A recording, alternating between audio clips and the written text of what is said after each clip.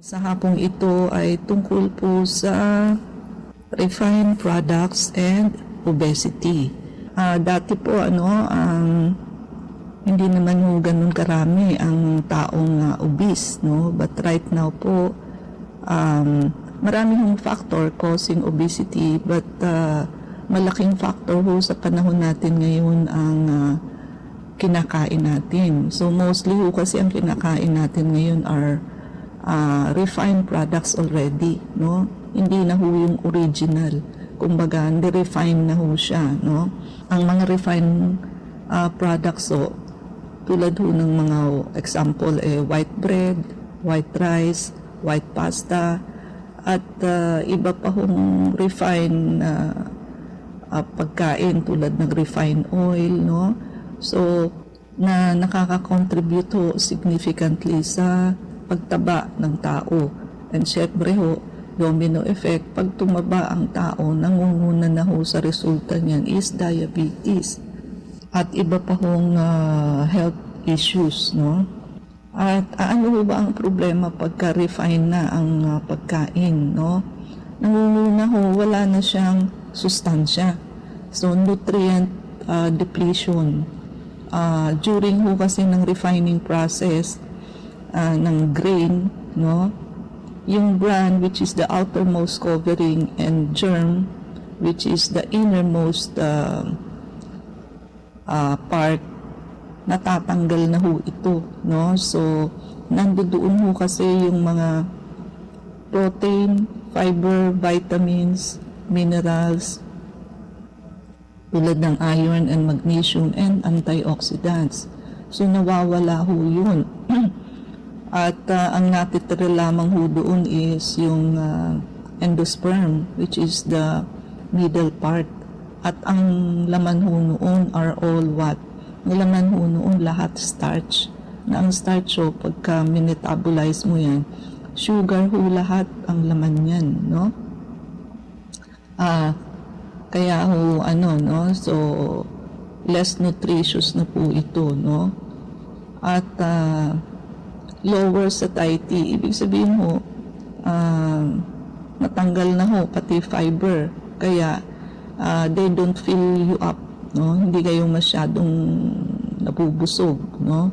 So syempre it will lead to quicker digestion, mas madali hong matunaw, and mas madali ho kayong magutom, no?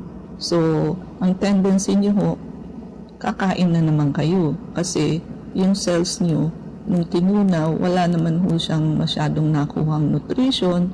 So hihingi ho siya uli ng food. So yun ho ang reason kung bakit magugutom na naman kayo. So tandaan nyo ho, basta walang sustansya ang kinain ninyo, madali ho kayong magutom. But mas nutritious ang kinain ninyo, mas matagal ho kayong magutom, no? So, ang tendency niyo ho, kakain kayo ng kakain ng madalas. So, tataba kayo ng tataba because of loss of nutrition. So, isa ho yan. Plus, yung high glycemic index. So, nagkakaroon ho ng blood sugar spikes. Yung mga refined white products ho natin, mataas ho ang glycemic index niyan. Meaning, may rapid increase ho yan sa blood sugar level. Galing ho sa stomach ninyo, mabilis ho siyang nakakapasok sa blood. At tataas ho, magkakaroon ng insulin spike, which over time may result in insulin resistance. So, sa dami ho ng insulin in a short span of time, so magiging resistant na ho yung cells sa insulin, hindi na ho tatalab, so hindi na ho makakapasok yung sugar sa cells, at mananatili ho itong nasa dugo natin, at magko-contribute ho ito sa fat storage, no? So tataba na naman ho ang pasyente, no? At yun nga ho, increase ang hunger and cravings. So after ho kasi nung initial spike na yun, yung blood sugar level sa simula ho magdadrop quickly, leading to feeling of hunger and cravings for more carbohydrates. And magre-resulta ho ito sa overeating and kain ho kayo ng kain, no? And yung caloric density ho, mas more ang calories per serving. So yung mga refined products ho, less filling ho siya. So hindi ho siya mabigat sa tiyan. So ang tendency ho, yung tao magko-consume ng mas larger portion or additional snacks para ho to feel satisfied, leading to an excess intake ng calories kasi nga ho magaan yung kinakain, so wala na hong fiber, protein, vitamins and minerals. Napaparami ho yung kain, so marami hong calories, low nutrient density. Even though yung refined grains so are calorie dense, they offer fewer nutrients. So, resulta ho ito sa tinatawag na empty calories. Pag sinabi ho natin empty calories, ito ho ay mga pagkain na nagpo-provide ng energy but little nutritional value. Kasi nga ho, puro asukal, no? At ang impact ho nito sa metabolism natin is what? Insulin resistance. So, pag regular ho ang consumption natin ng mga ganyang klase ng pagkain tulad ng refined grains, makakakause yan sa katawan na magiging less sensitive to insulin. Di na ho tatalab, no? At ang tawag ho dito is insulin resistance. Para ho ba kayong nagkaroon ng resistance sa antibiotics. So sa kakagamit nyo nung same antibiotic na yun, kilala na ho nung mikrobyo, hindi na ho siya tatalab, no? And siyempre ho, ang insulin resistance, precursor po yan ng type 2 diabetes at maglilid ho yan sa fat storage, especially around the abdominal area, no? At fat storage, no? So pagka marami ho ang consumption ng refined foods, magre-resulta ho ito sa excess ng glucose, ng asukal na kino-convert ho ng ating katawan into fats para ho for storage. Siyempre ho, magko-contribute yan sa weight gain, pagtaba.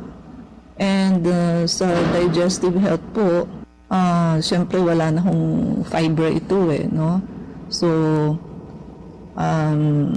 nakaka-constipate ito sa pasyente at bloating, no? At doon sa ating gut microbiome impact, yung mga pagkain hong low in fiber, nakaka-affect ho yan sa diversity and health ng gut bacteria, tungkol ho dun sa ating mga good bacteria, no? So, na-alter ho yung balanse. At importante ho yun kasi sa metabolism and weight regulation ng ating katawan, no? Kung i-compare ho natin ang whole grain sa refined products, so, higher fiber and nutrients ang whole grain.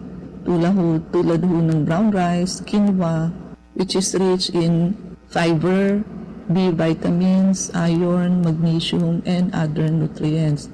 At ang fiber ho, nakakapag-slow down ho yan ng digestion. So, siyempre ho, nakaka-prevent ng rapid blood sugar spike at nakakabusog po, no? At yung refined products ho, mas lower, siyempre ho, ang glycemic response. So, naglilid ho siya sa, sa whole grain pa rin po tayo, no? So, mababa ho ang glycemic response. So,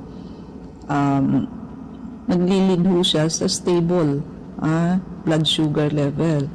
So, nababawasan ho yung insulin spikes at mas better ho ang long-term metabolic health.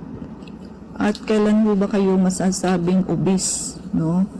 So, pag sinabi kong kayo ay obese,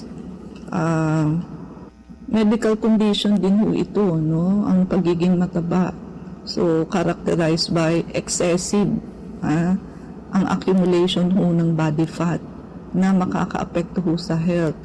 So, ang body mass index ho ninyo, pagka normal ho, 18.5 to 24.9. Normal ho yan, body mass index. Pag overweight lang ho kayo, 25 to 29.9. Pagka ho kayo ay obese, body mass index nyo po is 30 or higher. No? So, para ho masabi kayong obese. At para ho kayo masabing obese, ang mga causes ho niyan, genetic factors, nakaka-influence din ho yan, no? So, kaya minsan pag sinabing lahi kasi yan ng matataba, ayun ho, no? Totoo po yun. At syempre ho, yung pinag-usapan natin, yung diet, tsaka eating habits ng pasyente, no? Kung, ayan, mahilig ho kayo sa mga cakes, pastries, yan, tinapay, high calorie ho yan, pero wala hong sustansya, no? Tsaka yung mahilig hong kumain ng mga large portion. So, overconsumption ho due to larger portion size. Pag kumain ho, marami. At tsaka yung mahilig hong mag-snack. So, magre-result ho yan sa pagtaba, no? Tsaka yung physical inactivity. Ibig sabihin ho, sedentary na yung lifestyle ninyo. So, prolong ang period ninyo ng nakaupo lang, minimal lang ho ang physical activity, nunood lang kayo ng Netflix, no? At puro lang kayo ho desk jobs or nakaupo lang maghapon, kahit to nag-uopisina pero nakaupo lang, no? So, ayan ho, isa rin ho yan sa cause.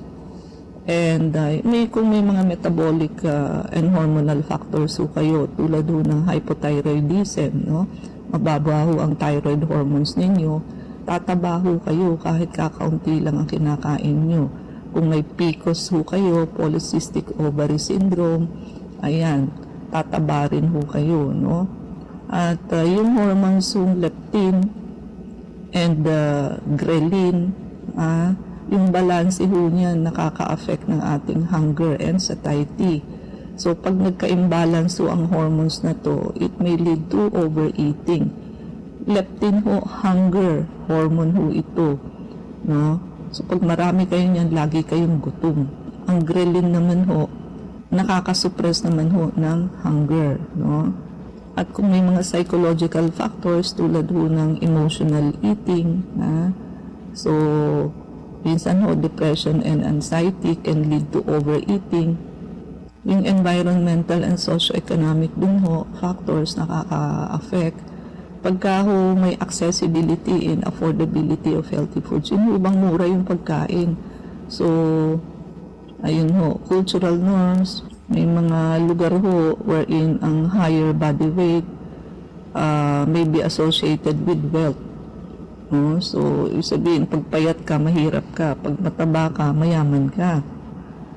At yung mga work and lifestyle, syempre ho, pag busy work schedule kayo, at urban living, maglilid ho yan sa reliance. Nakaasa kayo sa mga processed, fast food, at limited ang physical activity.